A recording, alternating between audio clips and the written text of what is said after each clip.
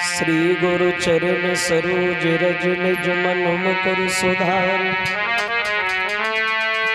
बरन रघुबर बिमल यशु जो दायक फल चार। तो बुद्धिहीन तन जान के और सुमिरो पवन कुमार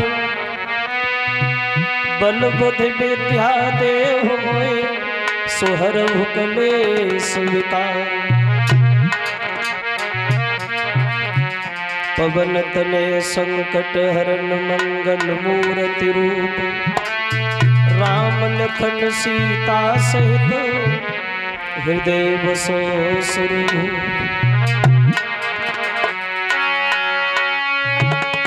तो श्री राधा माधव तुम्हें और हम नमन करे हरि बार कृपा दृष्टि में कीजियो मेरी नाम भूल गई पार।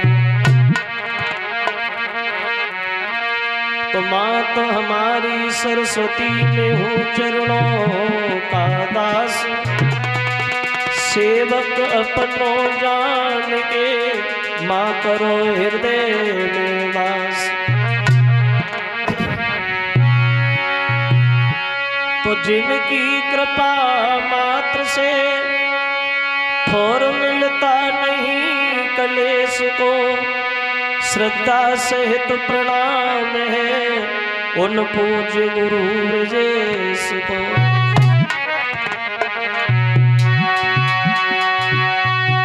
तो दीन बंधु दयानिधि हे प्रभु न्यायाधीश तुम सदा सहायक दीन के मैं तुम्हें नवाऊं शीश। बोलिए सच्चिदानंद भगवान की।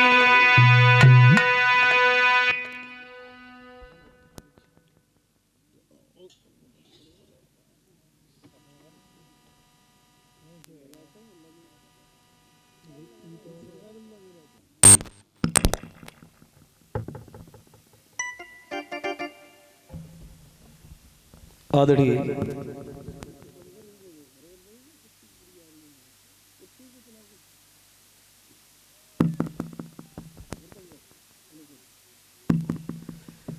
सभा में उपस्थित हमारे सभी श्रोता बंधु,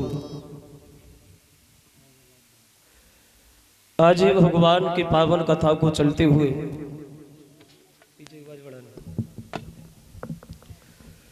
जो ये ब्राह्मण का दिन है, भगवान की पावन कथा श्रवण कराते हुए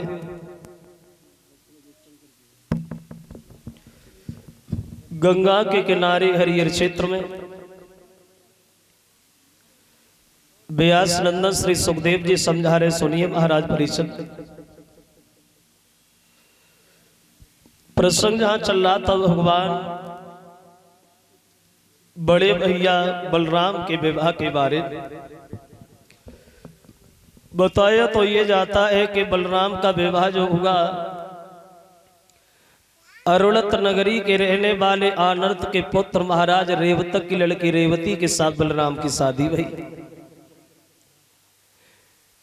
वैसे एक विद्वान ये कहता है कि बलराम का विवाह रेवती से हुआ।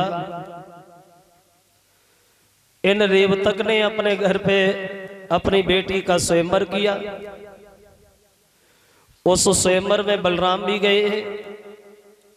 तो रेवती ने सबको छोड़ करके बलराम के गर्दन में जयमाला डाली और बलराम से विवाह हुआ। लेकिन दूसरा विद्वान ये कल्पना करता है कि रेवती की शादी बलराम के साथ तो भई, लेकिन ऐसे नहीं भई। फिर कैसे भई? तो उसने ये बताया ये रेवती जो थी ये सतयुग में पैदा हुई थी और बलराम तो आए थे युग द्वापर में।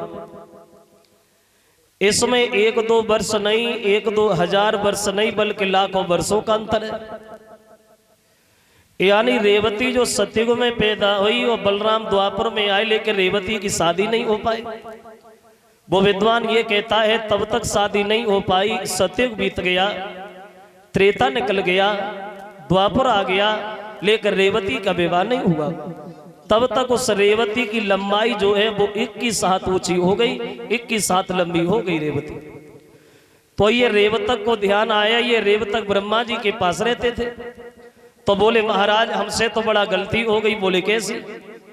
जवाब दिया हम तो तुम्हारे पास बने रहे, हमारे घर में सतयुग में बेटी ने जन्म लिया, लेकिन द्वापर आ गया, हमने विवाह नहीं कर पाया, बड़ा भूल बन गई, अब क्या करें, किससे शादी करें? तो कहने लगे कोई लड़का बता प्रभु जहां अपनी बेटी की शादी करें। तो ब्रह्मा जी हंसने लगे, पागल हो रेवतक, अरे लड़का पूछ रहे हो, इतनी उम्र का तो कोई बूढ़ा भी नहीं मिलेगा, और लड़का कहां रखा है? बोले सोचो। तो बोले काम करो, भगवान कन्हैया का अवतार हो गया और उनके बड़े भैया बलराम हैं, तुम उनसे शादी पक्की करा। तो नाई और ब्राह्मण को भेज दिया द्वारिका में, और बलराम से शादी रेवती की पक्की भई। अब रेवती का विवाह तो बलराम से तय हो गया, लेकिन द्वारिका वालों को ये नहीं पता है कि रेवती की 7 लंबी है, किसी ने देखी तो थी नहीं। और जब ये खबर नहीं है कि रेवती की 7 ऊंची है, अब अरुणत नगरी के लिए द्वारिका से बारात चली है बलराम। वह जब द्वारिका में पहुंची है तो रेवती जब वो जयमाला हाथ में लेकर के आई है दरबार में, तो विद्वान कहता है तो ले जयमाला संग सहेली लली सभा में आई।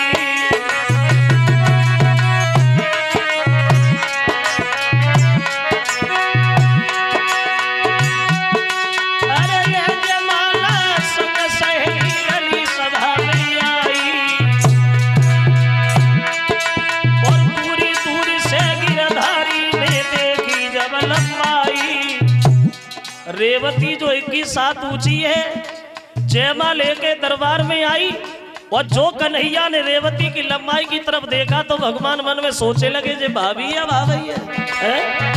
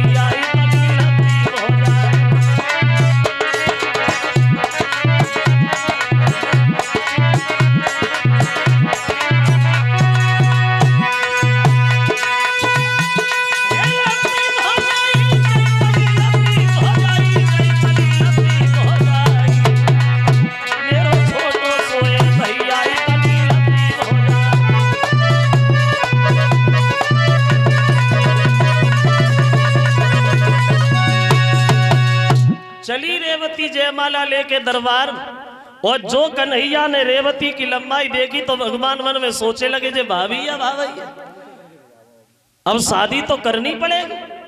ऐसा तो नहीं है कि शादी ना हो, शादी तो करनी पड़ेगी, बारात आई है तो वापस तो नहीं जाएगी। लेकिन अब मुसीबत वाली बात यह है कि जे तो का रथ में ना बनेंगे, हम लेके काय में जाए। तो कन्हैया ने मन में सोची चलो भैया इनसे कहेंगे मजबूरी है, पैदल ही पैदल चलो। अब भगवान ने मन में सोचा चलो ये भी देख लिया जाएगा। लेकिन अब दूसरी बात यह है, जब ये घर पे जाएंगी तो ये तो क्या हुआ है, दरवाजे में ना घुसेंगी, सब मकान दोबारा खसवाई बनवाने पड़े। कन्हैया ने मन में सोची चलो वो भी देख लिया जाएगा। लेकिन सबसे बड़ी चिंता तो एक बात की है, काहे की अब भगवान मन में सोचते कैसे गुजर कोई भैया की तली लंबी घरवारी से, जा प्यारी भवन हमारी से।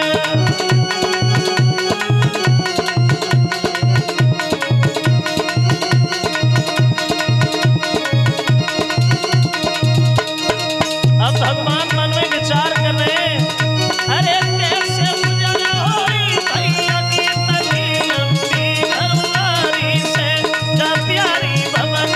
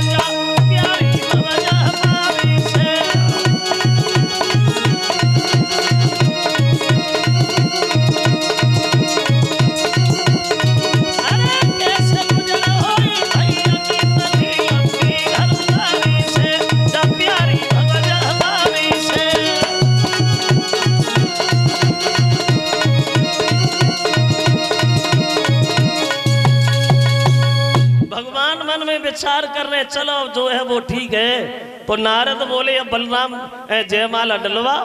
अब रेवती जब बलराम के पास गई है तो जब बलराम के पास खड़ी वही रेवती तो बलराम तो उनके घुटनों तक भी नहीं बने।